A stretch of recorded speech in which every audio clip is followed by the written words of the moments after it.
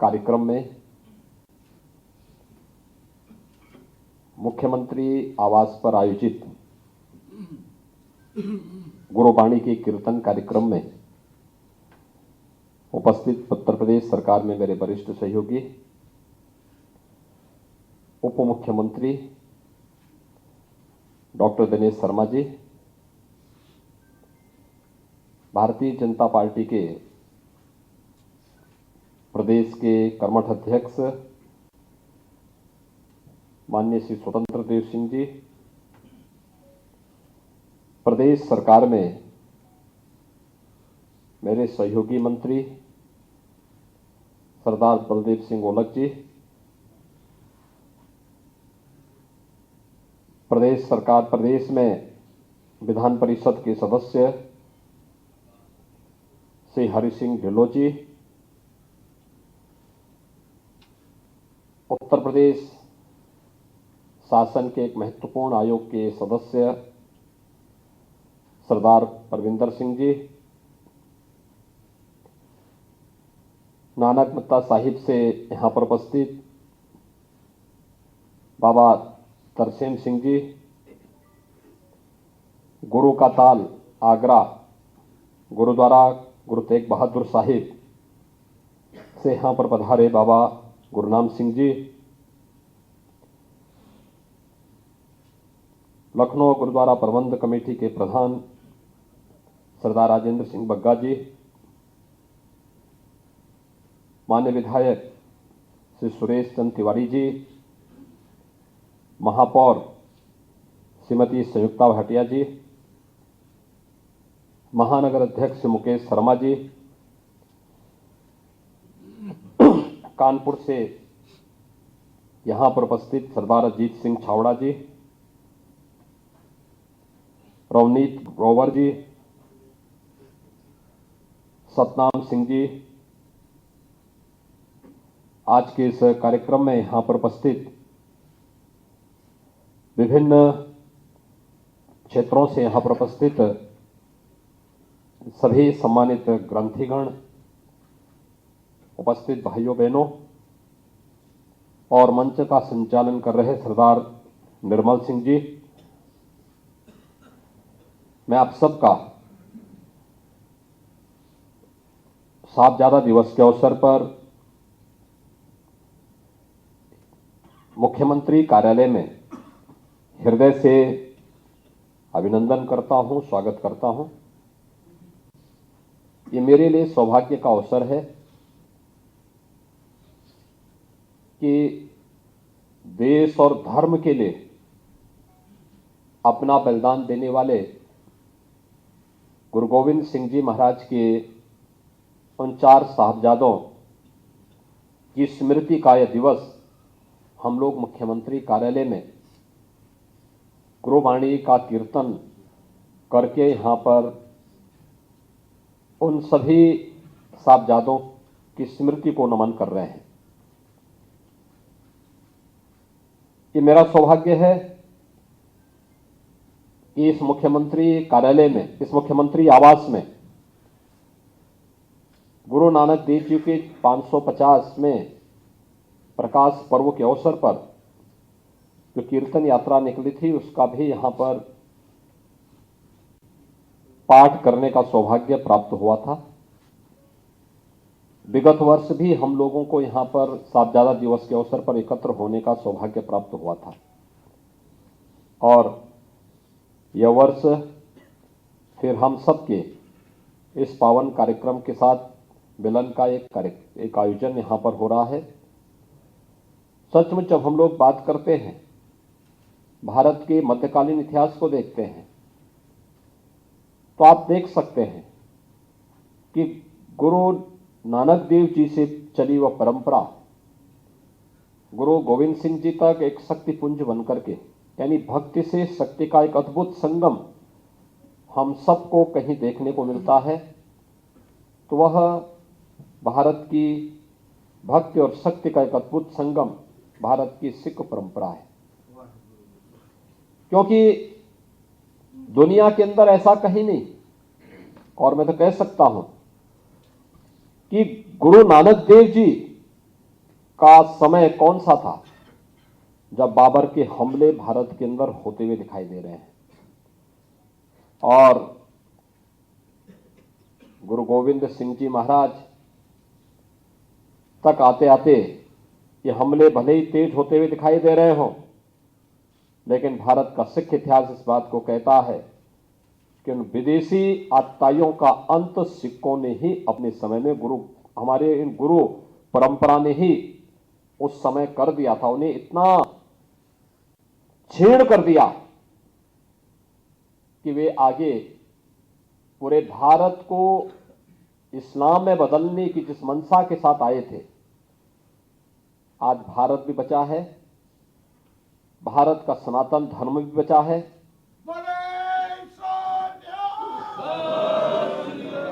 हर देश और दुनिया में सिख कौम जहां कहीं भी है अपने पुरुषार्थ के लिए जानी जाती है, लेकिन भारत को गुलाम बनाने की मंशा और भारत को इस्लाम में बदलने की मंशा के साथ जो आए थे, आज उनका नामो निशान मिट गया है। यानी ये चीज हमें बात बताती है कि भारत की ये गुरु परंपरा ये कोई सामान्य गुरु परंपरा नहीं है, ये दिव्य परंपरा है। ये वह परंपरा है जो अपने एक विशिष्ट आयोजन के लिए, विशिष्ट मार्गदर्शन करने के लिए उस कालखंड में हिंदुस्तान को बचाने के लिए ही आई थी। और देश और धर्म का बचाव करते हुए उन्होंने एक मार्ग हम सबको दिखाया। उस मार्ग का अनुसरण करते हुए हम हमेशा इस बात को ध्यान में रखें, व्यक्ति हो या समाज, कोई जाति हो या समुदाय, अपने इतिहास को विस्मृत करके वह कभी अपने उज्जवल भविष्य को आगे नहीं बढ़ा सकता।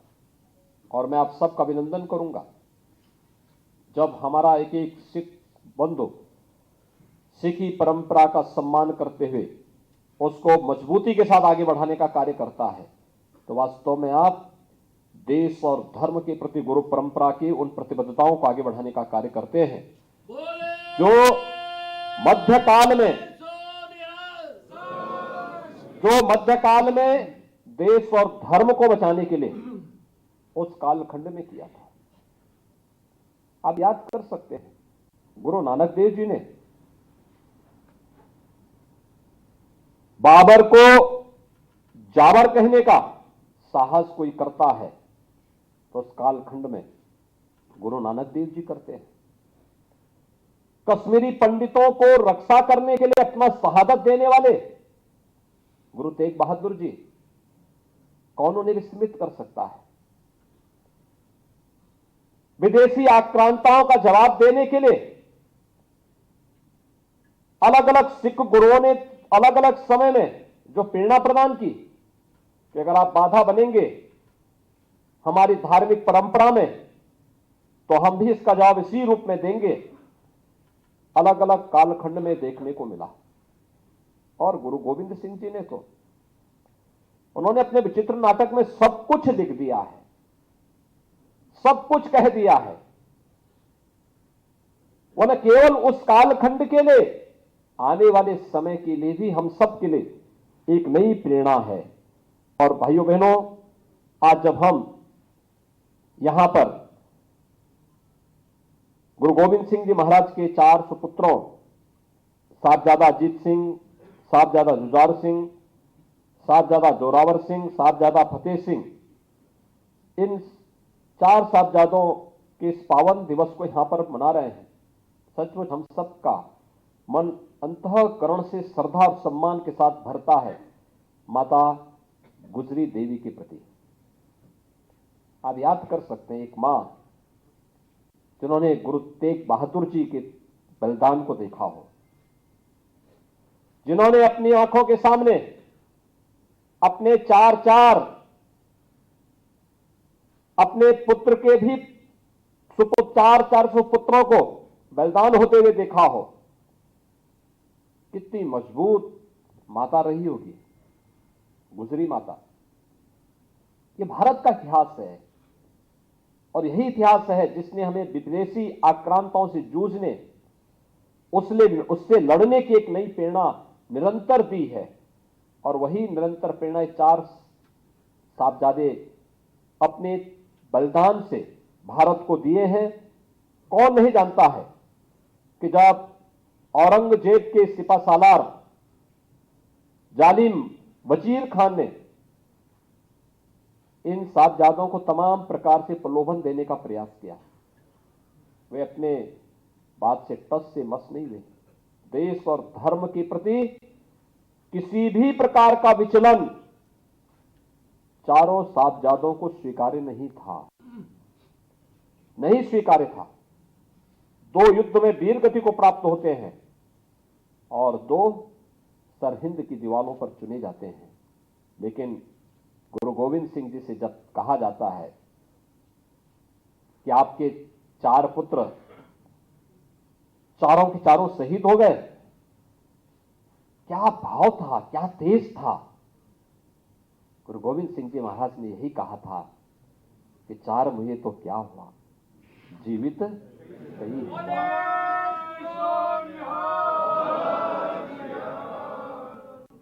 ये जीवित कई हजार की बात जब वे कहते हैं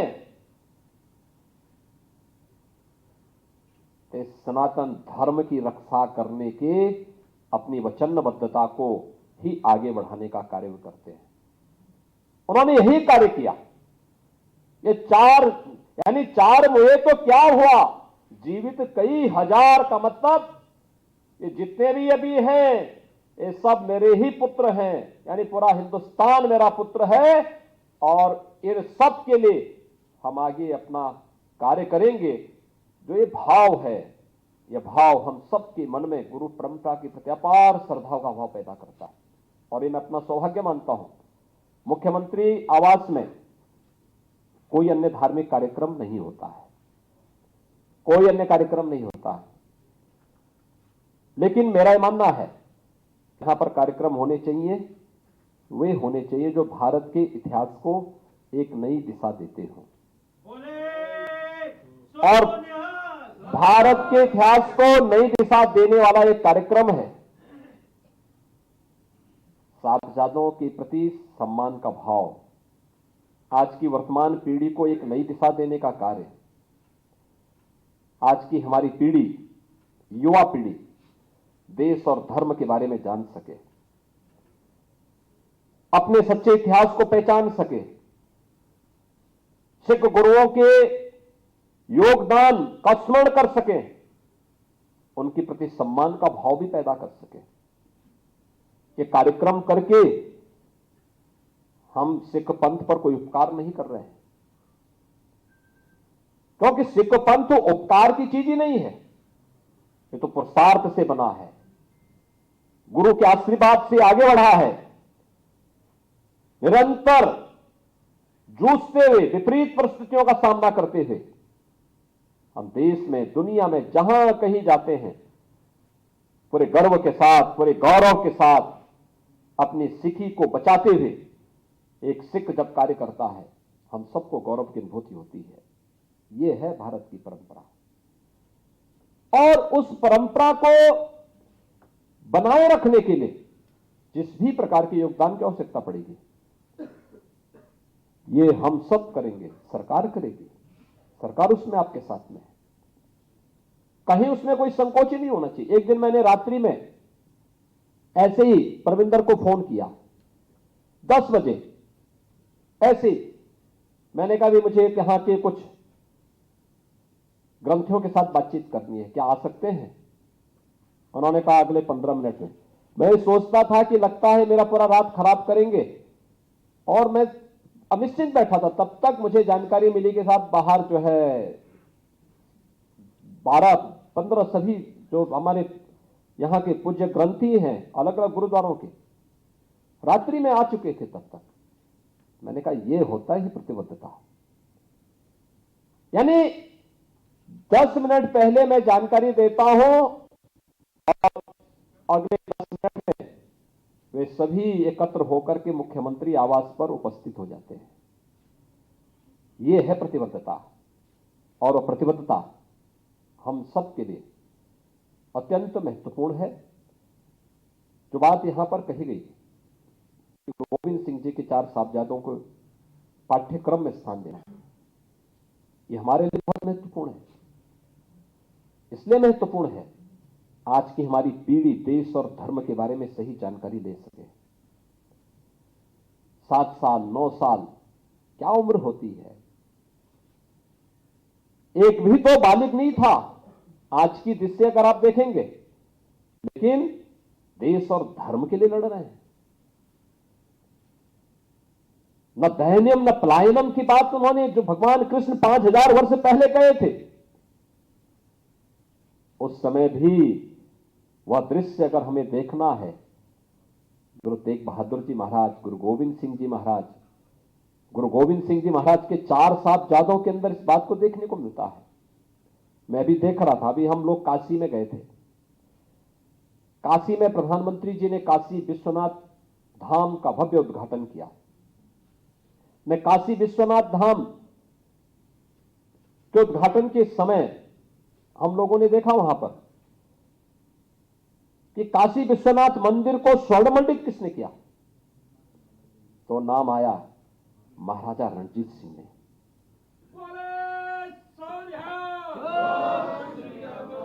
2 टन सोना, 2 टन सोना लेकर के वे काशी विश्वनाथ मंदिर में आए थे और काशी विश्वनाथ मंदिर को स्वर्ण मंडित किए। औरंगजेब तोड़ता है और महाराजा रणजीत सिंह स्वर्ण मंदिर को स्वर्ण मंडित करते हैं। अब ये तो दृष्टि है। हम औरंगजेब को सम्मान देंगे या महाराजा रणजीत सिंह को सम्मान देंगे? कश्मीर से कश्मीरी हिंदुओं को, कश्मीरी पंडितों को भगाने वाले कौन लोग थे? कौन नहीं जानता। और जब देश गुलाम था, विदेशी हमलों को झेल रहा था, तब कश्मीरी पंडितों की रक्षा करने वाले और उसके लिए अपना बलिदान देने वाले गुरु तेग बहादुर जी महाराज थे। और पहली बार आपने देखा होगा, एक नवजात शिशु अपने पिता को प्रेरणा दे रहा है शहादत के लिए। किसके लिए शहादत के लिए? कश्मीरी पंडितों को बचाने के लिए। ये भारत के इतिहास में कहीं और दुनिया के इतिहास में कहीं नहीं देखने को मिलता है। एक बालक अपने पिता को कह रहा हो कि पिता, आपसे ज्यादा अच्छा बलिदान और किसका हो सकता है? अपने लिए नहीं, अपने परिवार के लिए नहीं, अपने खानदान के लिए नहीं, अपने समुदाय के लिए भी नहीं, कश्मीरी पंडितों को बचाने के लिए। दुनिया में कहां देखने को मिलता है? गुरु गोविंद सिंह जी किसके लिए लड़ रहे थे? सकल जगत में खालसा पंथ गाजे, जगे धर्म हिंदू सकल भंड भाजे का उद्घोष करने वाले गुरु गोविंद सिंह जी महाराज, कौन उनकी शहादत को विस्मृत कर सकता है? यानी ये अपूर्व योगदान, एक दिव्य शक्तियां थी, ये सामान्य शक्तियां नहीं थी, सामान्य गुरु की सामान्य परंपरा नहीं थी, ये दिव्य विभूतियां थी। हम सबको एक नया तेज देने के लिए, एक नया, यानी उस कालखंड में जब सर्वत्र अंधेरा ही अंधेरा दिखाई दे रहा था लोगों के सामने, अंधकार ही अंधकार था, जीवन की कोई आस नहीं थी, उस समय जीवन की आस लेकर के कोई आया था तो गुरु नानक देव जी से लेकर के गुरु गोविंद सिंह जी महाराज तक सिख परंपरा आई थी। और सिख परंपरा के प्रति श्रद्धा और सम्मान का भाव हर भारतीय का दायित्व बनता है। और उस सम्मान और श्रद्धा के भाव के साथ ही आज हम सब यहां पर जुड़े हुए हैं। मैं इस अवसर पर आप सबका अभिनंदन करता हूं और मुझे प्रसन्नता है कि इस वर्ष भी हम सबको यहां पर एकजुट होने का अवसर प्राप्त हुआ है। यद्यपि हम लोग चाहते थे और भव्य स्तर पर एक कार्यक्रम होने चाहिए, सामान्य कार्यक्रम नहीं होने चाहिए, बहुत भव्यता के साथ। और मैं तो कहता हूं, अलग विषय है, गुरुद्वारा हमारे लिए एक पवित्र स्थल है, गुरुद्वारों में हम लोग जाते हैं कार्यक्रम में, लेकिन केवल गुरुद्वारों तक ही सीमित क्यों होने चाहिए गुरु परंपरा के कार्यक्रम? हर हिंदू घर में होने चाहिए, हर भारतीय के घर में होने चाहिए। भारत की एकता और अखंडता और भारत की स्वाधीनता के प्रति जो भी व्यक्ति सजग है, उसके मन में गुरु परंपरा के प्रति श्रद्धा और सम्मान का भाव इसी रूप में आगे बढ़ना चाहिए। और मैं आप सबको इस बात के लिए आश्वस्त करता हूं, प्रधानमंत्री मोदी जी हो, भारत की पूरी सरकार है, उत्तर प्रदेश की सरकार है, भाजपा शासित जितने भी सरकारें हैं, वे सभी गुरु परंपरा के प्रति वही श्रद्धा और सम्मान का भाव व्यक्त करते हुए निरंतर एक जो भी जिस भी स्तर पर उसे आगे बढ़ाने की आवश्यकता पड़ेगी, हम लोग उन कार्यक्रमों को आगे बढ़ाएंगे। और मैंने तो पहले भी कहा था, प्रस्ताव बना करते गुरुद्वारों के बारे में, ऐतिहासिक पृष्ठभूमि से जुड़े हुए गुरुद्वारों के बारे में क्या कुछ किया जाना चाहिए। मैं जाता हूं याहागंज गुरुद्वारे में, कितना वहां पे संकरा है, कितनी भीड़ होती है, लेकिन वहां पर कार्यक्रम करने के लिए अवसर नहीं मिल पाता। उसके विस्तारीकरण पर हमें विचार करने की आवश्यकता है। कैसे हो सकता है, उसकी प्लानिंग होनी चाहिए। ऐसे ही अन्य स्थलों पर भी ऐतिहासिक, कहां गुरु तेग बहादुर जी महाराज आए थे, गुरु गोविंद सिंह जी महाराज बचपन में वहां आए थे। इतनी ऐतिहासिक परंपरा से जुड़े हुए स्थल और एक तंग गली में सीमित रह जाएं, एक विस्तृत कार्य योजना का एक प्लान उसका तैयार होना चाहिए। हम लोग इसमें और भी सहयोग, भरपूर सहयोग करेंगे, सरकार इसमें पूरा सहयोग करेगी। और यही नहीं, यहां पे सिख गुरुओं के इतिहास को लेकर के संग्रहालय की बात हो रही, मुझे आज एक पत्र मिला है और मैं चाहूंगा इसकी एक प्लानिंग हो, अच्छी हो, ऐतिहासिक भी हो, लेकिन साथ साथ इतिहास के साथ जोड़ते हुए घटनाओं के साथ हो, तकनीक के साथ जोड़ते हुए। अब तकनीक काफी आगे बढ़ चुकी है और तकनीक के साथ जोड़ते हुए अगर हम इस कार्यक्रम को आगे बढ़ाएंगे, वर्तमान पीढ़ी उसके साथ जुड़ेगी, बहुत मजबूती के साथ जुड़ेगी। राज्य सरकार का इस संबंध में आपको भरपूर सहयोग मिलेगा। मैं एक बार फिर से सिख गुरुओं के प्रति, चार साहबजादों को के इस बलिदान के प्रति कोटि कोटि नमन करते हुए आप सबको साहबजादा दिवस की यहां पर आज के इस अवसर पर आप यहां पर आए हैं, आपका मैं अभिनंदन करता हूं, स्वागत करता हूं, विश्वास करता हूं कि हम लोग इस परंपरा को निरंतरता बनाए रखते हुए भव्यता के साथ आगे बढ़ा करके वर्तमान पीढ़ी को इस बलिदान के प्रति निरंतर प्रेरित और प्रेरणा करने के लिए आगे बढ़ते रहेंगे। आप सभी के प्रति मेरी मंगलमय शुभकामनाएं। धन्यवाद। जय हिंद।